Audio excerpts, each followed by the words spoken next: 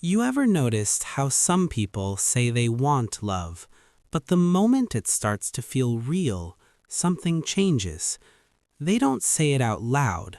They don't always understand it themselves, but you can feel it.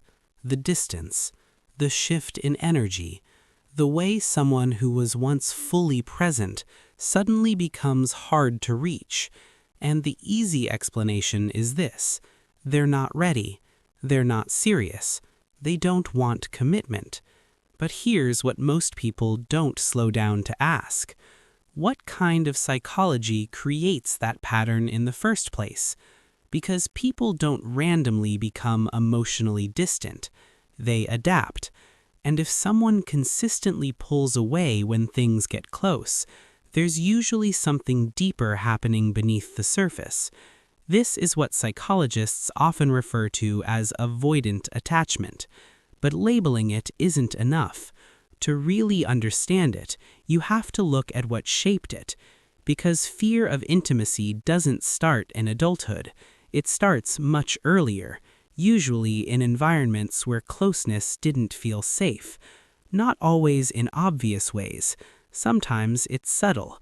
Inconsistent affection, emotional unavailability, unpredictable reactions. Moments where being open didn't lead to comfort.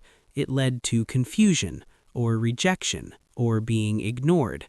And when that happens repeatedly, the brain learns something very important. Closeness is risky, not consciously, but neurologically, because the brain's primary job isn't love, it's protection. So instead of wiring itself to seek deep connection, it wires itself to avoid the possibility of pain. And that wiring doesn't disappear as you grow older. It just becomes more sophisticated. So as an adult, you can want love intellectually. You can say you're ready. You can even believe it. But the moment something starts to feel real, your nervous system reacts before your logic does. And that reaction doesn't feel like fear. That's the tricky part. It feels like something else. It feels like losing interest, like something is off, like maybe this person isn't right after all. And because that feeling feels real, you trust it. But what if that feeling isn't intuition?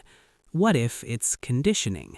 Because when someone gets close to you, really close, they start seeing parts of you that aren't usually exposed. Your insecurities, your fears, your unfiltered self. And for someone who learned early on that being fully seen can lead to pain, that level of exposure feels dangerous. So the brain steps in. It creates distance. Not always physically at first, but emotionally. You share less. You hold back more. You start focusing on flaws. You become more critical.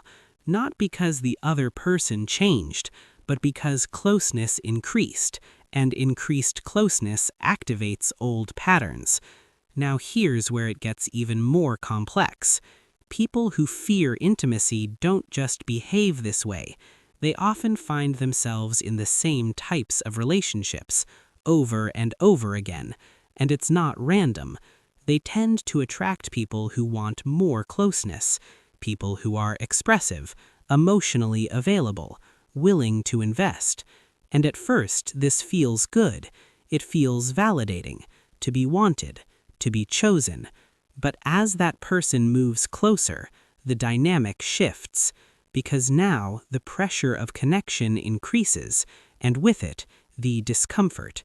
So one person leans in, and the other leans back, and that creates a cycle. The more one chases, the more the other withdraws. And strangely, that dynamic can feel intense, even addictive. But that intensity isn't intimacy, it's uncertainty.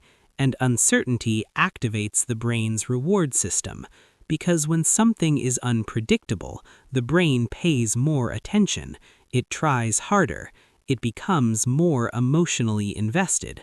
So what looks like a deep connection is often just a loop, a push and pull dynamic driven by two different attachment patterns. Now, let's talk about why this gets misunderstood so often. From the outside, it looks like avoidance. It looks like disinterest, sometimes even coldness. But internally, that's not what's happening. Internally, there's conflict. Part of you wants connection, but another part doesn't trust it, because trusting it means risking something, and that something is getting hurt again. So instead of fully engaging, you stay in control. You keep a certain distance. You avoid going all in, not because you don't feel anything, but because feeling too much feels unsafe. Now add modern life into this. Constant communication, endless options, digital interactions. It becomes even easier to disconnect, to ghost, to withdraw, to replace instead of repair, and that reinforces the pattern. Because every time you leave before things get too real, you confirm the belief that distance is safer than closeness, and over time, that becomes your default. Not love, but avoidance of it. Now here's the part that changes everything. Awareness. Because most people repeat this pattern without ever seeing it clearly. They think it's just bad luck, or wrong timing, or the wrong people. But once you recognize the pattern, you start noticing the moments where it activates, that feeling when things get serious, that urge to pull away, that voice telling you something isn't right, and instead of immediately reacting to it, you can pause, you can question it, you can ask yourself, is this actually about them, or is this about something I learned a long time ago? Because not every connection is a threat, and not every person will repeat your past. But if you never challenge the pattern, you'll never experience anything different. And this is why fear of intimacy is so powerful, not because it's obvious, but because it feels like the truth, when in reality, it's just a very old form of protection, one that worked before, but may no longer be serving you now. And the moment you see that clearly, everything starts to shift, because the goal isn't to force yourself into connection, it's to understand why it feels unsafe in the first place, and slowly teach your mind and body that closeness doesn't always lead to pain. Because at the end of the day, you don't actually fear love, you fear what love might cost you. But sometimes, the only thing standing between you and the connection you want is the belief that it will end the way it did before.